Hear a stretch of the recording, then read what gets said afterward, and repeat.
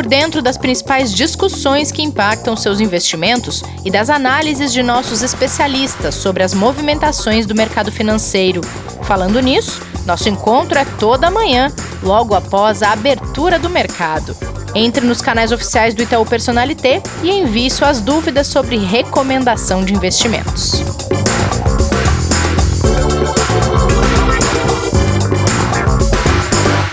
Olá, você está ouvindo o Investidor em Foco. Esse é o episódio de número 101, dia de aula com o professor Martim Iglesias. Inclusive, esse número do episódio é em homenagem a ele. A gente já explica por quê. Seja bem-vinda, seja bem-vindo ao episódio dessa terça-feira, dia 25 de agosto. Vamos aproveitar para explicar, Martim? Não, é uma brincadeira até desde criança, né? Às vezes eu assino com o número 1101, né? Porque 1101 são as letras do meu nome, que é Martim Casals Iglesias, MCI, que em algarismos romanos é 1101. Então, acho que desde criança, quando eu aprendi essa história dos algarismos romanos, acabei eventualmente a usar essa assinatura. Coincidência que caiu logo hoje, né? É verdade, não foi programado isso. Bom dia, Martim. Bom dia, Kleber também. Tudo bom com você? Muito bom dia a vocês dois. Tudo bem comigo? Bom dia, professor. Bom dia, Rê. Tudo bem? Muito bom. O episódio, então, em homenagem ao Martim, que daqui a pouco vai nos dar uma aula sobre alguns vieses muito importantes de a gente conhecer. Antes, Kleber, tem uma pergunta para você. Conhece aquela música Bandeira Branca? É antiga essa, hein? É antiga. Você já ouviu?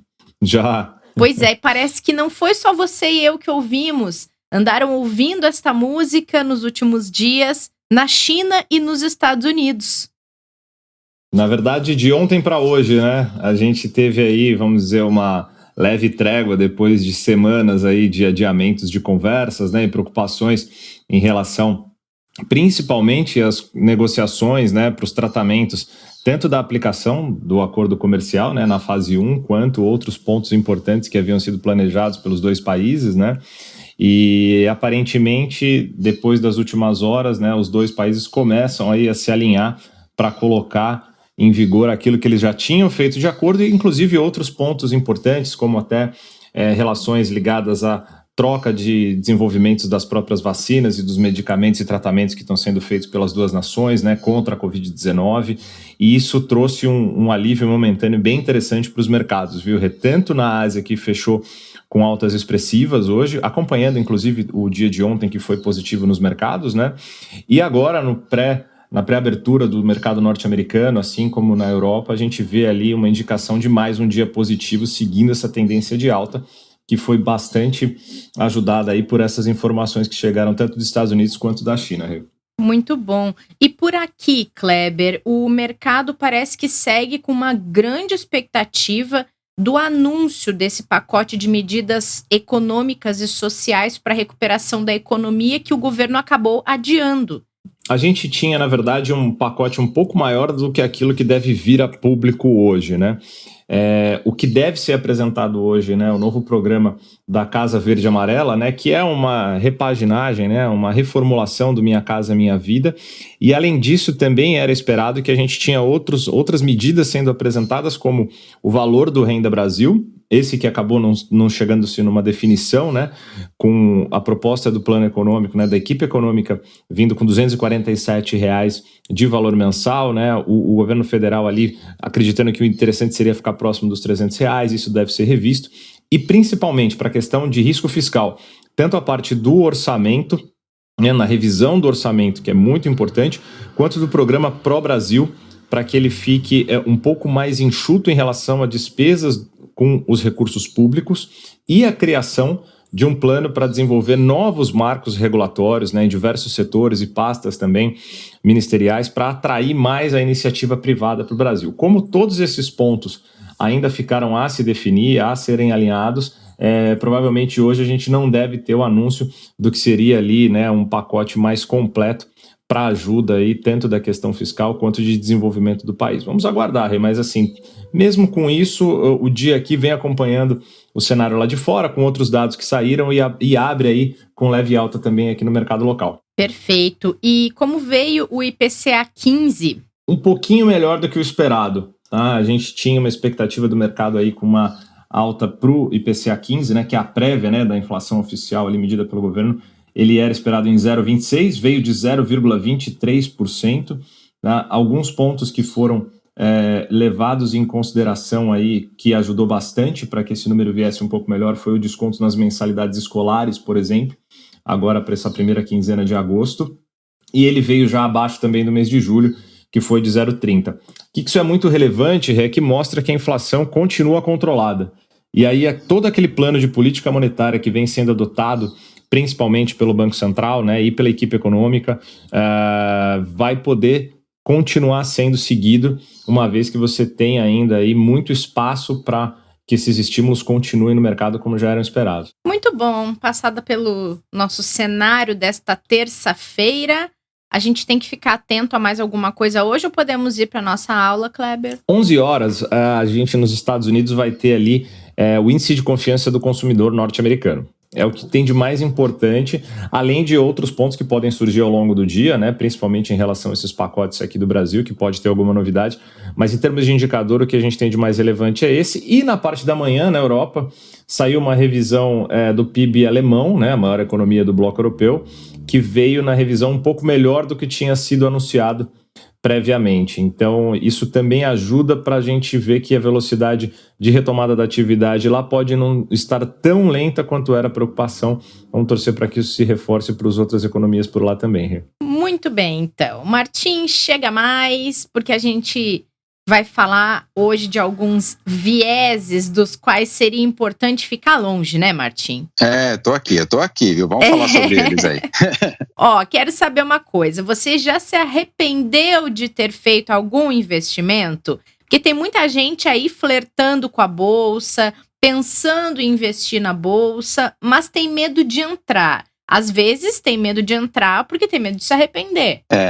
É bem isso, a resposta é já, viu? E às vezes, mesmo quando eu acerto, eventualmente, alocar um pouquinho mais em algum mercado que tem uma perspectiva boa de valorização, às vezes eu me arrependo porque podia ter colocado um pouquinho mais, sabe? É engraçado, às vezes não é porque não coloquei, às vezes é porque eu coloquei mesmo, né? Mas que esse é um viés que está presente, diria que é um viés que está presente também em mim, né? Acho que todos temos diversos vieses presentes, alguns com mais intensidade, outros com menos. Esse é um que eu tenho, né? E eu tenho como lidar com ele. Nós já falamos sobre a regra de Paris aqui. A regra de Paris é que me ajuda bastante a lidar com esse viés. Mas o fato é esse mesmo, que nem você comentou. Hoje a gente vê muita gente chega até nós, pergunta, puxa vida, a bolsa está andando, né? Tal tipo de fundo está andando, tal investimento valorizando, eu estou aqui na renda fixa, no pós-fixado, mas tenho medo de entrar agora no mercado porque acho que já subiu tudo. Essa é uma preocupação que eu vejo que está muito presente nas pessoas. E, na verdade, a questão é essa, é a aversão ao arrependimento. Esse é um viés bastante mapeado, bastante estudado, né, que muitas pessoas têm. Né? E eu vou dar um exemplo super interessante que é fora do mercado para a gente entender como ele funciona, tá bom? Sabe quando você vai no mercado? Você vai lá no mercado, coloca um monte de coisa lá no teu carrinho de compras, daí você vai escolher um caixa, né? Em que caixa você vai passar. E aí você entra lá e escolhe um determinado caixa, e aí invariavelmente esse caixa para. Né? Sabe, fica lento, né? Por algum motivo. A gente sempre escolhe o errado. As filas do lado começam a andar mais rapidamente, e você começa a se preocupar. E aí você fica na dúvida de se você continua naquele lugar ou se você muda. E aí você começa a pensar, puxa vida, e se eu mudar e o caixa para onde eu for parar? Sabe? Eu tenho a certeza de que se você mudar e o caixa para qual você foi o que passa a parar e outro começa a andar mais rapidamente, essa dor é até mais forte do que ter continuado na própria fila anterior. Sabe? Não mudo mais. Né? Ela é mais, né? Ela é muito mais, porque na verdade você... E sabe por que vem isso? Porque é mapeado que, de forma geral, arrependimentos por ações doem mais do que arrependimentos por omissões. Né? Parece que você foi mais ativo na escolha errada se você mudar de fila. E isso pesa, isso dói bastante. E é um pouco isso que a gente está vendo hoje no mercado. A pessoa tem uma série de investimentos, estão rendendo menos, e ela olha para o lado, vê que as outras filas estão andando, que os outros mercados estão andando, quer mudar, mas tem medo de algo dar errado, né? E essa é uma preocupação. E aí resulta que aparece um outro viés, que é o viés do status quo. O que é esse viés do status quo? É o jeito que as pessoas reagem à aversão ao arrependimento, acabam evitando mexer ou não mexendo suas aplicações por medo de se arrepender. Então, este fenômeno hoje é um dos viés que está mais presente, no meu entender, nos investidores, dada essa queda da taxa de juros, dada a valorização dos ativos de risco, mas o investidor não sabe se vai ou se não vai, né? Se vale a pena mudar ou não vale a pena mudar. Ô professor, e se a gente associar esse viés de arrependimento, né, viés do status quo, à aversão de perda, então, a gente pode dizer que o investidor acaba criando algum tipo de trauma ou de bloqueio e por isso ele pode ficar acabar movimentando, mexendo mais nos seus investimentos? Eu acho que essa questão da aversão a perdas hoje está sempre presente, né? Mas eu acho que nos meses mais duros das quedas da Bolsa, fevereiro, março, isso estava bastante presente. Aí era um dilema entre a aversão à perda e a aversão ao arrependimento, que nós chegamos a discutir um pouquinho por aqui, né? Então o investidor queria mudar, mas por medo de perder, ele acabava não mudando também. Então, de alguma forma, ele interfere nessa questão. Acho que a aversão ao arrependimento tem um link, uma ligação importante com a aversão à perda. É por isso que, de fato, as pessoas acabam preferindo muitas vezes ficar numa questão cômoda, mas sem chances de perder, ao invés de mudar. O que hoje é particularmente ruim, né? Principalmente se a pessoa tem perfil adequado e horizontes um pouco mais longos que permitam assumir algum tipo de risco diversificado nos seus investimentos, né? Então, essa questão acho que vai acompanhar a gente por algum tempo. A gente vai ver, não é um movimento de semanas ou de meses que a gente vai ver pessoas debatendo, pensando se vão para ativos de risco. Provavelmente esse movimento, que levará a um crescimento ainda maior da Bolsa, vai demorar, eu diria que alguns anos. Tem muito espaço ainda para crescer o mercado de renda variável. Mas as pessoas precisam vencer esse ponto, vencer essa questão, esse problema ligado à aversão ao arrependimento. Ô Martim, tá, e se a gente juntar, você falou um pouquinho sobre o status quo também, se a gente juntar esses exemplos que você e o Kleber estavam falando agora, da aversão à perda com a aversão ao arrependimento, junta o viés do status quo, se eu ganhar na Mega Sena e tiver todo o dinheiro do prêmio para investir, e juntar esses três vieses, eu não faço nada com o meu dinheiro, deixa onde ele está? Olha, novamente, esse viés e essa combinação de viés, melhor dizendo, está mais ou menos presentes dependendo da pessoa. Algumas têm isso muito intenso, outras menos intenso, mas pode ser, quer dizer, a gente tem duas reações possíveis se você ganhar a Mega Sena. Uma é, deixa eu estar tranquilo, eu vou ganhar muito dinheiro mesmo, posso ser conservador, né? E provavelmente aqui, quem eu chamaria para essa discussão seria o Michael Pompian. O Michael Pompian diz, cara, se você está cheio da grana, com os milhões, e não está preocupado com alguma perda financeira que não vai te machucar, não vai machucar seu estilo de vida, não vai machucar seus objetivos, provavelmente, cara, nem precisa seguir tão a rigor a nossa recomendação. Segue aí tua tranquilidade e tua cabeça do jeito que você pensar. Michael Pompian diz que nesse caso você deveria alterar a tua recomendação seguindo aquilo que o investidor deseja, né? Obviamente negociando com ele qual é a visão que cada um tem de mercado. Agora, se a pessoa não ganhou na loteria e tem menores recursos, digamos assim, ela deveria, segundo o próprio Michael Pompian, tentar sim seguir a decisão otimizada para a sua carteira. Porque trabalhar fora da carteira otimizada para esse investidor provavelmente traz custos financeiros altos. E uma carteira otimizada, né, de forma geral, sempre tem um nível de diversificação e algum nível de risco assumido, né? Então, o próprio Pompian nos diria que se você tem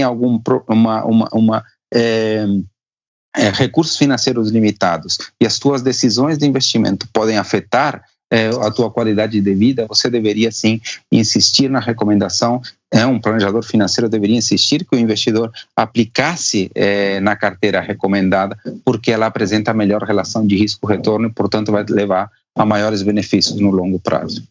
Muito bom, onde professor. vocês investiriam se vocês ganhassem um dinheiro muito alto, tipo uma Mega Sena? Eu acho que eu seguiria a melhor recomendação possível e o melhor risco-retorno possível para fazer aquele dinheiro me deixar viver pro resto da vida. Provavelmente sim, eu acho que sim. Eu acho que eu estou bastante tranquilo com meus investimentos, então provavelmente eu teria uma carteira bastante semelhante àquela que eu tenho hoje, só com um volume maior, obviamente. Ou seja, seguindo as recomendações. A gente tem uma vantagem aqui que a gente segue, a gente sabe passo a passo, né, sabe ponto a ponto por que a gente chega na recomendação. E a gente sabe como ela é feita de uma forma isenta, como ela é feita de uma forma tecnicamente embasada. Então, eu seguiria basicamente ao pé da letra a nossa recomendação de investimentos. Eu nasceria um grande viés de alegria se eu ganhasse na loteria, tá? Vou confessar para vocês. Eu acho que eu não teria nenhum desses vieses aqui, não. Ia ligar pro professor. Viajar mais também, né? Exatamente. De viajar, tomar um pouquinho mais de cerveja, uma coisa assim. Um viés de confiança. Vou confiar no professor, falar, professor, o que você falar eu faço, porque olha, eu não esperava, tá ótimo. E brincadeiras à parte, eu acho que é muito isso que a gente tá falando de loteria, mas tem várias coisas que podem acontecer, né? As pessoas podem receber uma herança, podem fazer a venda de um negócio, podem acabar recebendo um valor que é inesperado, muito acima daquilo que é a sua renda. E independente se são milhões ou se é um valor relevante, mas menor, acho que o importante é estar preparado, né, professor, para lidar com aquilo de uma forma natural. Como se... Claro, em alguns momentos é muito difícil quando o valor é muito fora daquilo que era o imaginado. Mas essa expectativa, né, quando ela se realiza muito além do que o esperado, as pessoas acabam tendo também muita euforia. Eu brinquei aqui do viés de alegria, mas é verdade, né? E a euforia leva a fazer muita coisa que numa situação racional não faria. E não precisa, né? Que acho que é a tomada de risco ou mesmo o arrojo em gastar além do que deveria. E acho que esse trabalho que a gente faz aqui é exatamente de tipo, independente do valor que apareça, continue no seu plano, né? Que é o que o Martim falou agora. Eu vou continuar com a mesma carteira, a diferença é que ela vai estar um pouco maior, né? Vai ser um pouco mais interessante. Mas o plano é o mesmo. Acho que isso que é importante, né? É isso aí, acho que é exatamente isso, Kleber. Muito bom, gente. Muito obrigada pelo papo. Semana que vem a gente vai falar de eleições norte-americanas, Martim? Vamos falar um pouco. Vamos? Acho que vamos ter mais de algum programa sobre o assunto, né? Acho que vai me caber um pouquinho de falar um pouquinho sobre história e sobre os partidos, né? Sobre algumas coisas ligadas a isso que sempre são bem interessantes. Legal. Combinado, então. Tá bom? Abraço para vocês. Tá bom. Para ti também, Martim. Até semana que vem.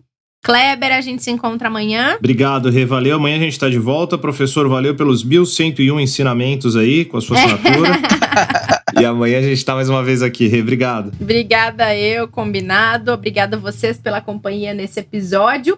Hoje tem live no Instagram e no YouTube do Personalité às 5 da tarde para responder dúvidas. Então, investidoras e investidores que tiverem dúvidas e quiserem tirá-las, podem acompanhar essa live de hoje. Nós estaremos de volta nesta quarta-feira. Cuidem-se, protejam-se, fiquem em casa se possível e até o próximo episódio.